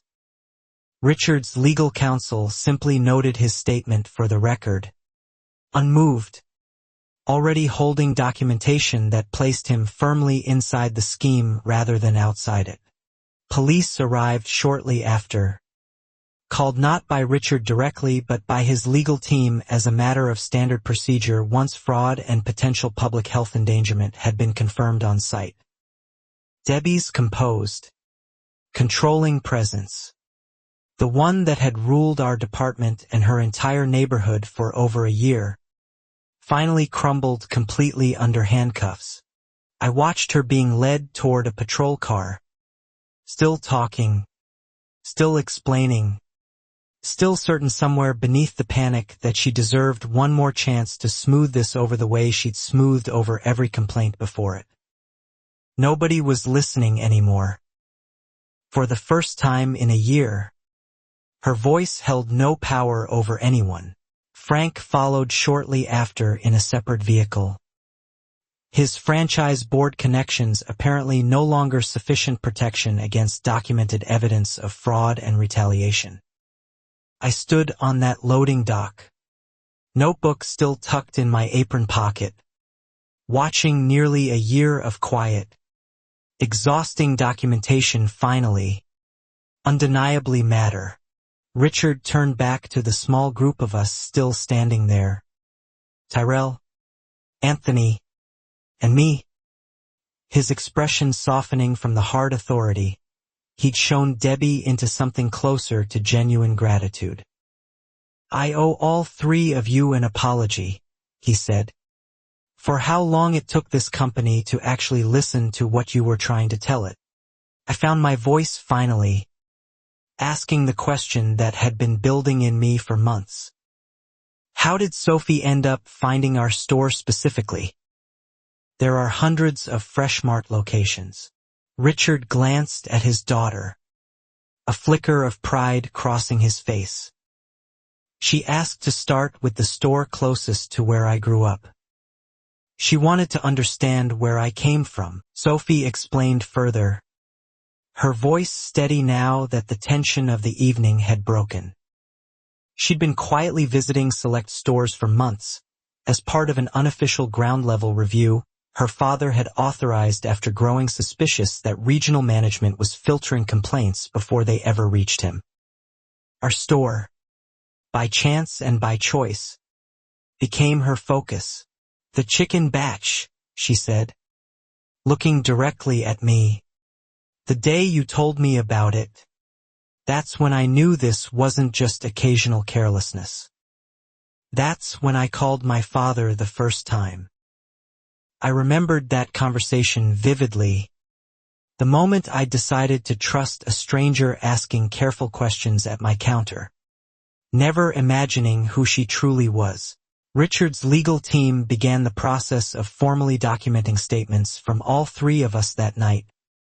Careful and thorough, treating our year of quiet evidence gathering with the seriousness it had never received through official channels before. Anthony, visibly relieved, finally allowed himself to cry a little, the fear he'd carried for months finally breaking loose. Tyrell gripped my shoulder tightly as the last patrol car pulled away, both of us standing in stunned silence on a loading dock that had witnessed nearly a year of quiet resistance finally culminate in something we'd almost stopped believing possible. We actually did it, he said quietly. I could only nod, throat too tight for words. Richard asked to see the full satellite freezer catalog I'd photographed weeks earlier, along with Tyrell's independent timeline and Anthony's preserved screenshots, spreading the evidence across the hood of his sedan under the loading dock floodlights. He read through it methodically, occasionally shaking his head at the sheer scope of what we'd uncovered together. "This is more thorough documentation than most professional investigators manage," he said finally, looking up at the three of us with something like awe. "You built an entire case with nothing but a notebook, a phone, and the courage to keep watching when it would have been so much easier to look away." I thought about Pop Ellis then, about his old counter standing somewhere beneath the very asphalt we stood on, about the promise he'd built his whole reputation around, that a butcher's word mattered more than convenience or profit. I finally let myself believe, standing there exhausted under the floodlights, that his legacy had somehow guided every choice I'd made this past year. Richard confirmed the warehouse and satellite freezer would remain sealed under compliance supervision through the following morning. A full audit scheduled before a single item could be moved, sold, or discarded. Every product, every invoice, every relabeling instruction would be cataloged formally now. No shortcuts, no scheduled warnings, no chance for anyone to hide the truth further. Word spread through Millbrook overnight faster than anyone could have anticipated. A neighbor who'd witnessed the police cars mentioning it in a community group, the earlier viral post about the sick toddler resurfacing with new context attached. By morning, the story had grown into something the whole town was discussing. No longer whispered rumor but confirmed, documented fact. Miss Ruth called me before my shift the next day, voice thick with emotion, saying she'd heard everything through church and wanted me to know how proud she was, how much it meant that someone had finally stood up for the customers who trusted that counter for so many years despite everything working against them. I arrived at the store the next morning to find compliance officials already working through the sealed warehouse, cataloging methodically under Richard's direct oversight. He'd stayed the entire night, apparently unwilling to trust the process to anyone else after learning how thoroughly the system had failed at every level beneath him for so long. The audit confirmed everything we documented and more, revealing the scheme had likely operated in some smaller form since shortly after Debbie's initial promotion, growing bolder and more lucrative over time as her confidence in evading detection increased. Financial records showed the fraud had ultimately netted her and Frank well over $60,000 combined. Health department officials, working alongside the compliance team, confirmed direct links between the fraudulent relabeling scheme and both documented illness cases. Mrs. Jackson's son and the hospitalized toddler, providing the concrete medical evidence that had eluded every previous scheduled inspection Debbie had so carefully prepared for in advance. Debbie's HOA presidency at Oak Hollow Ridge unraveled within days as well, the board voting unanimously to remove her from her position once the fraud charges became public. Several residents coming forward with their own stories of intimidation and unfair fines that suddenly made far more sense in light of everything now known about her character. I learned from Sophie that Frank's position on the Regional Franchise Advisory Board had been terminated immediately as well, the board citing both the fraud allegations and evidence of his direct involvement in helping conceal the scheme through his relationship with the now suspended Gary Fenwick, whose own investigation was expanding rapidly. Gary Fenwick, turned out, had been quietly burying complaints from multiple stores across the region for years, not just ours, a pattern that emerged once compliance investigators began cross-referencing his handled cases against actual outcomes. Our anonymous report, we learned, had been one of at least a dozen he'd deliberately closed without escalation. Richard personally thanked Tyrell and Anthony again before leaving that morning, promising both of them formal recognition and, quietly, financial compensation for the retaliation and unpaid overtime they'd endured throughout the investigation. Anthony, still shaken but lighter than I'd seen him in months, simply said he was glad he'd finally found the courage to speak up. To me, Richard said something I carried with me long after that morning ended. Your grandfather taught this town what an honest counter looks like. You reminded my company what we're supposed to protect. I'd like to make that mean something concrete, not just words in a parking lot. I didn't fully understand yet what he meant by that. Within a week, Richard personally offered me the newly vacant department supervisor position, along with a formal commitment to restore proper rotation standards, transparent labeling audits, and a direct reporting line to corporate compliance that bypassed regional management entirely, ensuring no future Gary Fenwick could quietly bury complaints again. I accepted, though not without a strange, complicated grief mixed into the pride I felt. A year of exhaustion, fear, and quiet resistance had led here, to a promotion I'd earned through documentation nobody should have needed to compile in the first place. I thought of Pop Ellis and hoped, somehow, he'd understand what this victory had cost. Miss Ruth was the first customer I served as supervisor, and I cut her chops myself from a fresh, properly dated batch. No backroom maneuvering required anymore. She held my hand across the counter and said simply, "Your grandfather would be so proud of you, baby. This counter's finally home again." I nearly cried right there. Tyrell accepted a promotion of his own, moving into a broader quality assurance role across the store. His meticulous documentation skills suddenly recognized as an asset rather than a threat to management. Anthony stayed on the floor, more confident now, mentoring newer employees on proper procedures with a seriousness that hadn't existed in him a year earlier. The store held a quiet reopening of sorts for the meat department 2 weeks later. New signage explaining the transparent rotation and labeling standards now in place. A small plaque near the counter acknowledging the department's renewed commitment to honesty, though it deliberately avoided naming Debbie or the scandal directly out of respect for ongoing legal proceedings. Debbie's criminal case moved forward through the following months.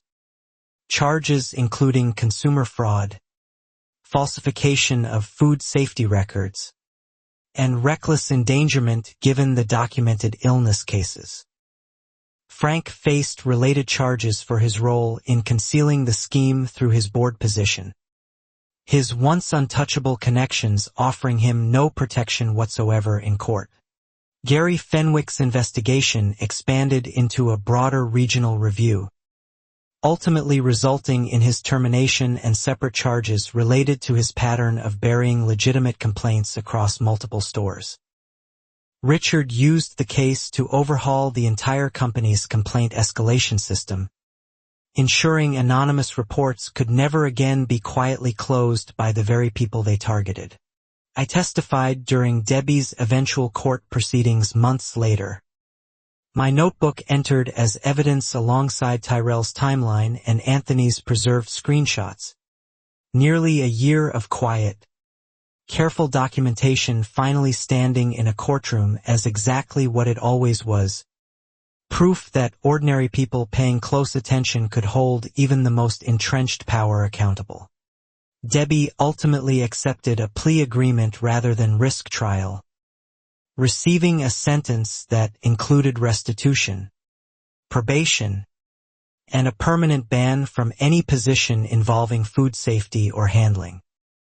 Frank received a lighter sentence given his more limited direct role, though his reputation and business connections throughout Millbrook collapsed entirely regardless. Local news picked up the full story once the plea agreement became public record, and for the first time, My name and Tyrell's and Anthony's appeared publicly, not as anonymous complainants but as the employees who'd refused to stay quiet despite months of retaliation. Millbrook's community groups, once filled with confused complaints, filled instead with gratitude. I received messages that week from people I'd never even served personally. Customers from other Freshmart locations who'd heard the story and wanted to thank me for pushing accountability into a system that had failed so many people quietly for so long. I hadn't expected the story to travel that far beyond our small town's borders. Sophie visited the store one final time as simply a customer, though the dynamic between us had shifted permanently now that I understood exactly who she was and why she'd spent months carefully building trust at my counter. "I'm glad it was you," she said. "Not everyone would have kept documents." I asked her honestly whether she'd known from the beginning I'd become the case's central witness, or whether that had developed naturally as trust grew between us. She smiled and admitted it had been the latter. "I came looking for problems," she said. "I found someone who'd already been fighting them alone for months. That changed everything." Richard returned to the store once more before the case fully concluded, walking the department slowly, studying the new signage, the properly rotated cases, the transparent labeling system now standard throughout. "This is what I remember," he said quietly, mostly to himself. "This is what your grandfather..." He asked if I'd be willing to help train other store supervisors across the region on proper rotation and labeling standards, given my direct experience both suffering under and ultimately exposing the exact failures the new training aimed to prevent.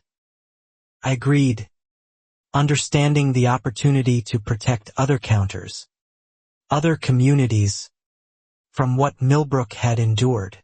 My mother came to see the newly renovated department for herself, running her fingers along the fresh signage, tears in her eyes as she read the small plaque acknowledging the department's renewed commitment. "Your grandfather started this," she said. "You finished protecting it."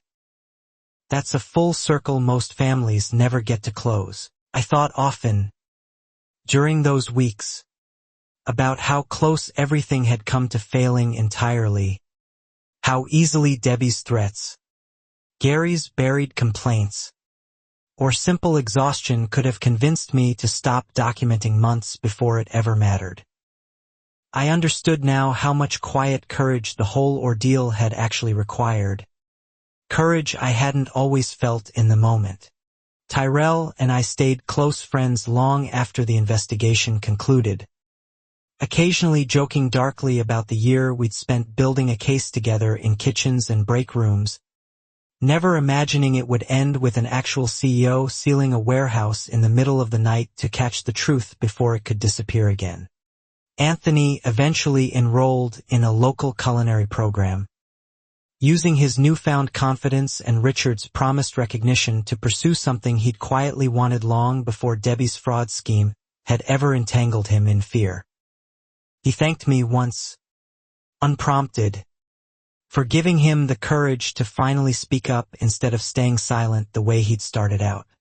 The store's regulars slowly returned throughout that winter, Miss Ruth bringing friends who'd also drifted away during Debbie's tenure, each one testing the counter cautiously at first before relaxing into the same trust they'd once given my grandfather decades earlier. Watching that trust rebuild, cut by honest cut, felt like the truest reward of the entire ordeal.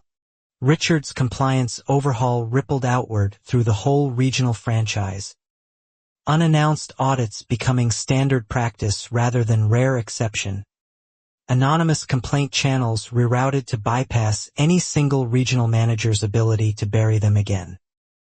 I like to think Millbrook's small meat counter had quietly changed something much larger than itself. I kept my original notebook, worn and battered by then, in a drawer at home rather than my apron pocket. A physical reminder of exactly how much quiet documentation could accomplish when paired with enough patience and enough people willing to eventually listen. I never wanted to forget how close silence had come to winning instead. Sophie and I stayed in occasional contact after the case concluded, an unlikely friendship born from months of careful, quiet trust building neither of us had fully understood the stakes of at the time. She told me once that watching me hold steady through everything had reshaped how she thought about corporate accountability entirely. Frank's business reputation throughout Millbrook never recovered. Several other ventures he'd been quietly involved in facing renewed scrutiny once his role in Debbie's fraud scheme became public knowledge. I felt no satisfaction in his downfall specifically, only relief that the protection his connections once offered Debbie could no longer shield anyone from consequences. Debbie's Oak Hollow Ridge neighbors, once intimidated into silence by her HOA presidency, began speaking more openly about years of unfair enforcement and selective fines once her removal made criticism feel safe again. I thought, hearing those stories secondhand, about how thoroughly one person's need for control could poison every space she touched. I received a formal letter from Freshmart Corporate that winter, signed by Richard personally, outlining the specific policy changes implemented directly because of our year-long documentation effort, including mandatory unannounced audits, protected whistleblower channels, and direct reporting lines that bypassed regional management entirely going forward across the whole company. Reading that letter, I finally allowed myself to fully grieve the exhaustion of the past year, the fear, the cut hours, the threats against my mother's housing, the sleepless nights spent cataloging evidence I wasn't sure anyone would ever actually read. All of it had mattered. All of it had changed something real and lasting. My mother framed a copy of that letter and hung it in our living room, next to an old, faded photograph of Pop Ellis standing proudly behind his original butcher counter decades earlier. 2 counters, she said, looking between them. 2 generations. Even when it cost everything to keep it. I found myself thinking often about how differently this could have ended. How many similar schemes likely continued quietly in other towns, other stores, protected by other regional managers willing to look away for the right incentive. Richard's overhaul felt like real progress, but I understood it as one victory in a much larger, ongoing fight. Tyrell eventually left Freshmart entirely, using his new quality assurance experience to move into a regional food safety consulting role, determined to help other stores catch problems before they ever reached the scale ours had. He credited our year of quiet documentation as the foundation of an entirely new career direction he'd never previously imagined for himself. I stayed at the Millbrook store, unwilling to leave the exact counter my grandfather had once run just streets away, feeling a responsibility now to protect what we'd rebuilt rather than start fresh somewhere without that history anchoring me. Every fresh cut I handed a customer felt like a small, ongoing act of restitution. Miss Ruth brought Pop Ellis's old photograph to the store one afternoon, asking if I'd display it somewhere near the counter, a quiet monument to the legacy that had, in its own roundabout way, guided this entire year toward justice. I hung it proudly behind the register, where every customer could see exactly whose standard we now honored. Sophie visited once more that spring, mentioning her father had begun quietly reviewing similar patterns at other regional locations, using our case as a template for what unchecked management could ultimately become if left entirely unsupervised. "You didn't just fix one store," she said. You gave us a blueprint. I thought about that blueprint often in the months that followed, understanding my year of exhausted, frightened documentation had ultimately become something larger than my own small fight for a fair workplace. It had become proof that ordinary vigilance, sustained long enough and shared with the right people, could genuinely reshape systems far beyond one counter. Debbie began serving her sentence that spring, and though I felt no particular satisfaction watching her face consequences, I did feel a quiet, settled sense that justice, however delayed, however exhausting to pursue, had ultimately found its way to the people who'd earned it, both those who'd suffered and those who'd caused the suffering. Anthony sent me a photograph from his first week of culinary school that spring, beaming in a chef's coat, a version of himself I'd never seen during our frightened, whispered conversations near the walk-in cooler a year earlier. I kept that photograph too, a reminder of how thoroughly fear could transform into confidence once truth finally won. The Jackson family, whose son's illness had first pulled me fully into this fight, returned to the store that spring as well, cautiously at first, then with growing trust as they watched the new standards hold steady month after month. Mrs. quietly one afternoon, saying she'd never forgotten how seriously I'd taken her concern from the start. I thought about that conversation often afterward, understanding it had been the true beginning of everything, the moment I'd chosen to believe a frightened mother rather than dismiss her concerns the way Debbie so easily had. That single choice, small and quiet in the moment, had ultimately unraveled an entire scheme built on other people's silence. Richard invited me to a regional training session that summer. Standing before a room full of store supervisors from across 3 states, sharing our story as a case study in what happens when documentation, patience, and courage combine against entrenched, protected misconduct. I felt nervous speaking publicly, but proud to finally tell the full story aloud. Several supervisors approached me afterward, quietly admitting they suspected similar problems in their own departments but hadn't known how to safely begin documenting or who to eventually trust with what they found. I shared what Tyrell and I had learned, the importance of dates, witnesses, and patient, careful record-keeping over dramatic confrontation.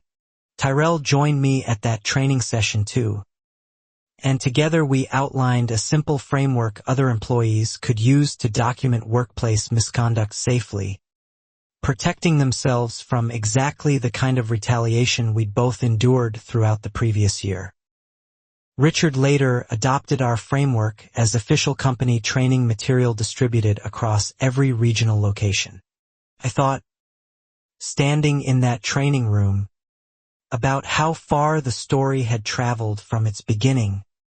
A single tray of relabeled chicken thighs on an ordinary Tuesday morning, growing into a company-wide overhaul touching stores and employees I'd never meet, all traced back to one small notebook I'd almost talked myself out of keeping.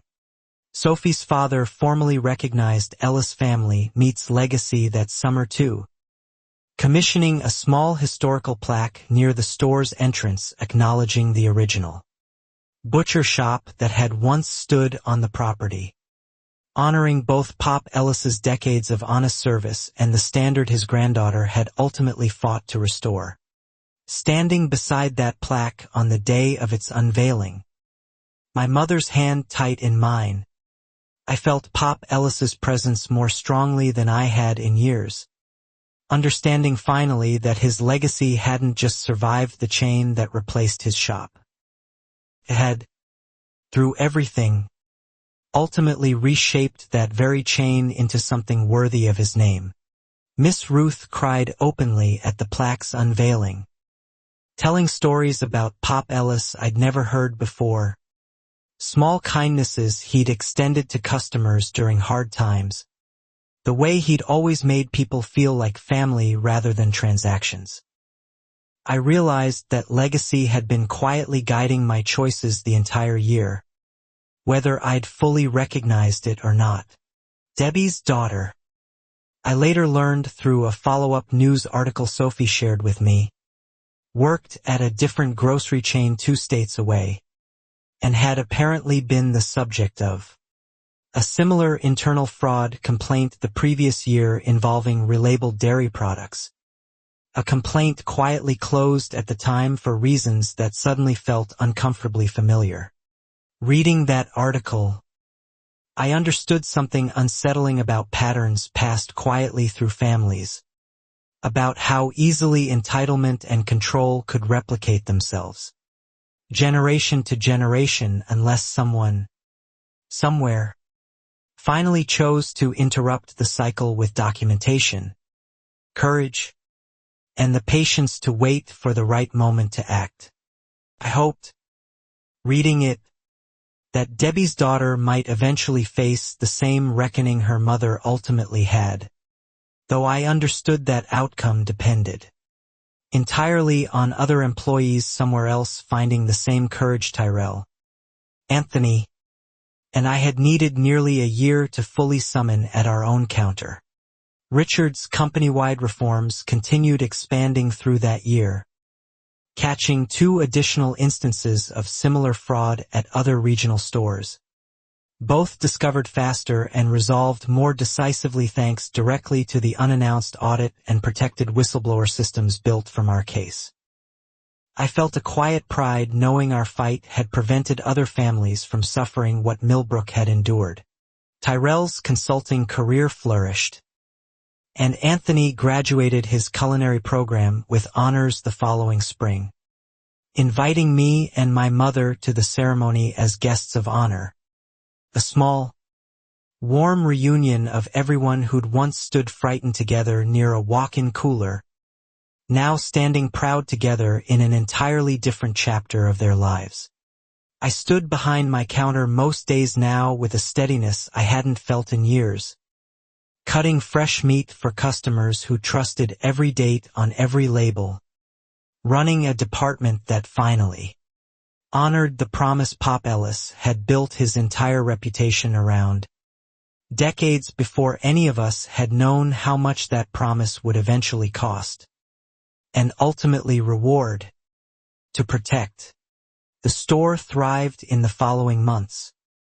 Its reputation strengthened rather than damaged by the transparency of how thoroughly it had confronted its own failures. Corporate case studies cited our department as a model for accountability, and new employees were trained using the very framework Tyrell and I had built from our own hard-earned experience. Millbrook itself seemed to heal alongside the store. Community trust slowly restored one honest transaction at a time. Miss Ruth's Sunday visits becoming a small, steady tradition again.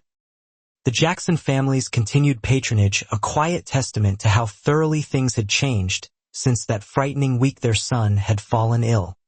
My mother often reminded me, whenever I doubted whether the exhausting year had truly been worth it, that justice rarely arrives quickly or easily, but that it arrives more reliably when ordinary people refuse to let convenient silence stand in for the truth.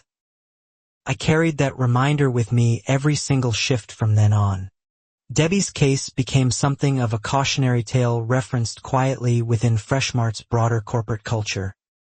A reminder that unchecked power, whether over a meat counter or an entire neighborhood, eventually collapses under the weight of documented, patient truth. I never took satisfaction in her downfall specifically, only relief that accountability had finally caught up to her.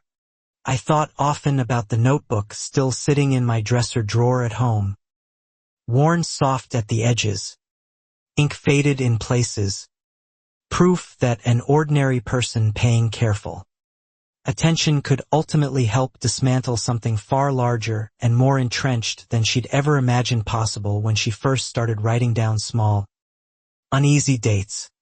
Pop Ellis's plaque outside the store caught afternoon light beautifully most days, and I made a habit of pausing beside it before every shift. A quiet ritual honoring the standard I now carried forward, understanding fully, finally, that the promise behind an honest counter was never really about meat at all. It was about people. A year after that night on the loading dock, I stood behind the same counter, older in ways that had nothing to do with time passing, steadier in ways I hadn't known I needed to become. Millbrook trusted its meat counter again, fully, the way it once had under Pop Ellis's careful hands decades earlier. Tyrell, Anthony, my mother, and Miss Ruth gathered at the store that afternoon for a small, unofficial anniversary of sorts, marking not the fraud or the fear, but the quiet, hard-won victory that had ultimately grown from both. We laughed more than we cried, though there were tears too, honest ones, earned ones. Richard sent a short message that day. Simple and warm. Thank you for reminding this company what it's supposed to protect. Ellis Family Meats never really closed. It just changed shape for a while. I read it standing beside Pop Ellis's photograph, feeling, for the first time in over a year, completely and finally at peace. I still work that counter today, cutting meat the honest way my grandfather taught me, protecting the promise that once nearly disappeared under someone else's greed and cruelty. Some fights take a year, a notebook, and a stranger's courage to finish. Mine did. Single exhausting day of it again.